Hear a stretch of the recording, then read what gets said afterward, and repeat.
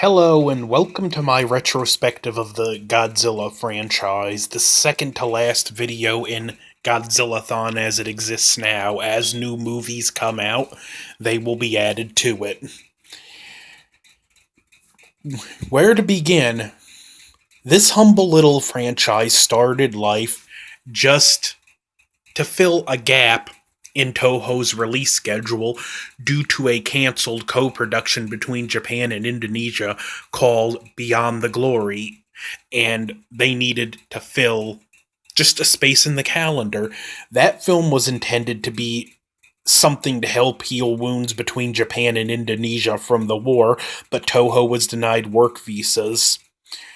This incident would bring together the dream team of of Ishiro Honda, Tomoyuki Tanaka, Eiji Tsuburaya, and the voice of Godzilla, Akira Ikefube, and the casting of Haru Nakajima, the soul of Godzilla.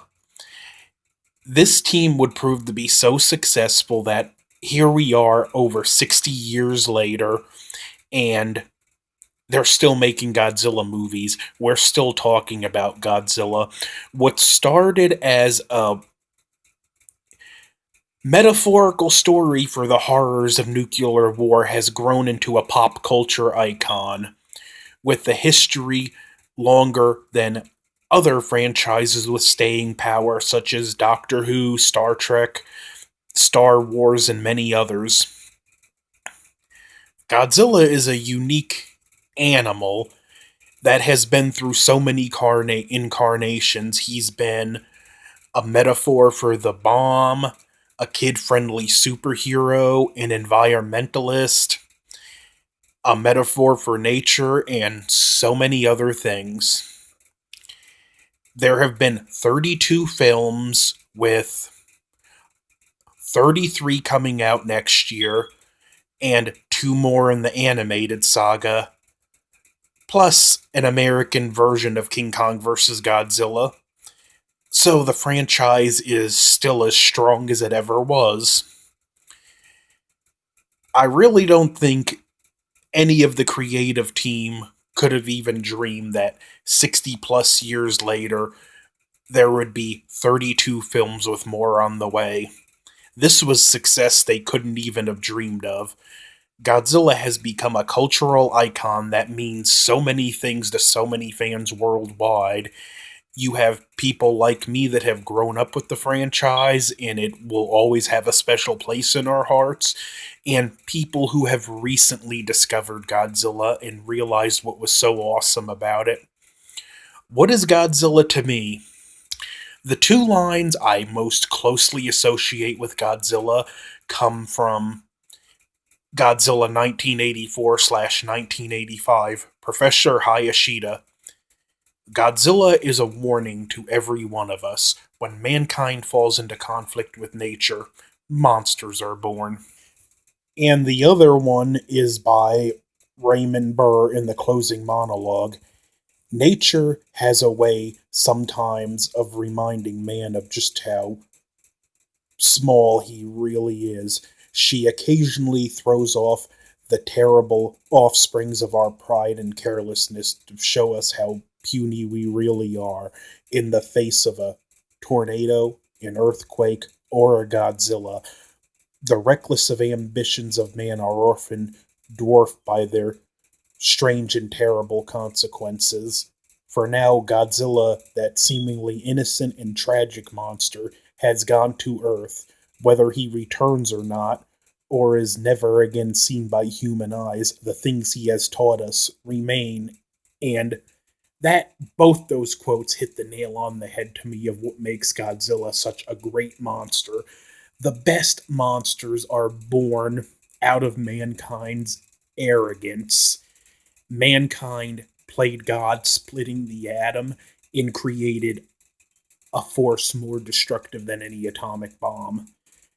And that is Godzilla to me in a nutshell. Don't get me wrong, I like the superhero Godzilla from the late Showa films, but it's just not the purest interpretation of Godzilla.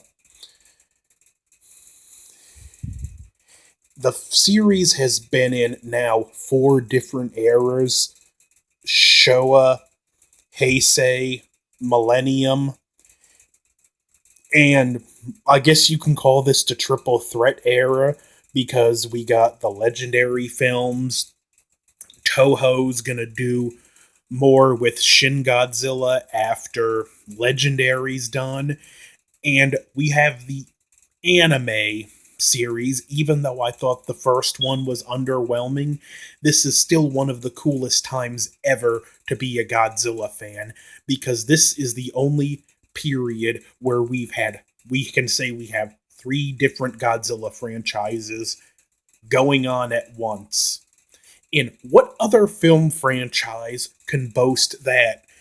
Yes, I like Star Wars, it's great and popular, but Star Wars doesn't have three different film series going on at the same time. Star Trek's never had it.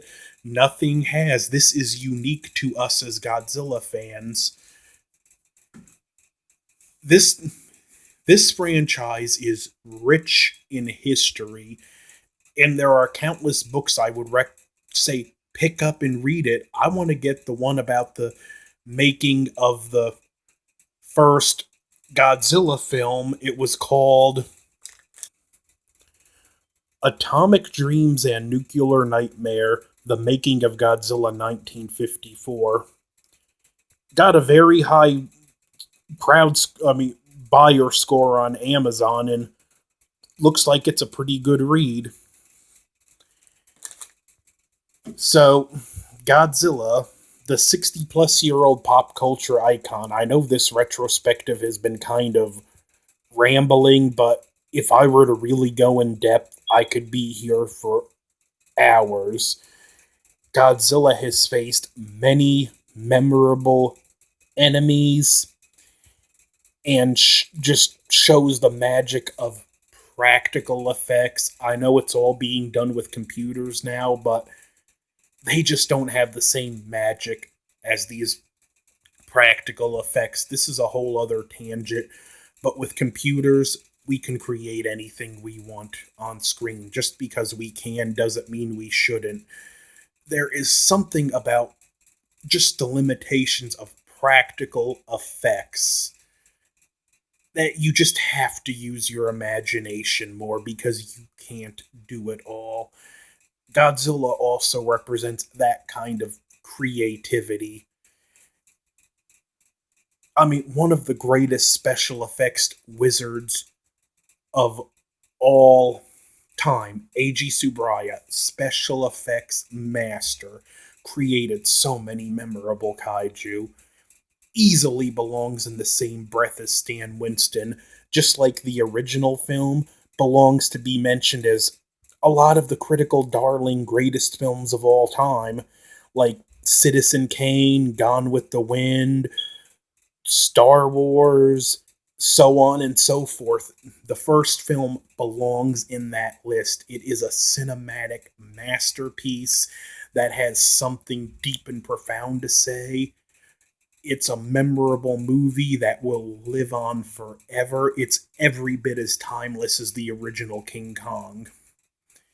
So that's my retrospective. Don't forget to like, share, comment, subscribe. Hit dislike. Next will be my ranking the films.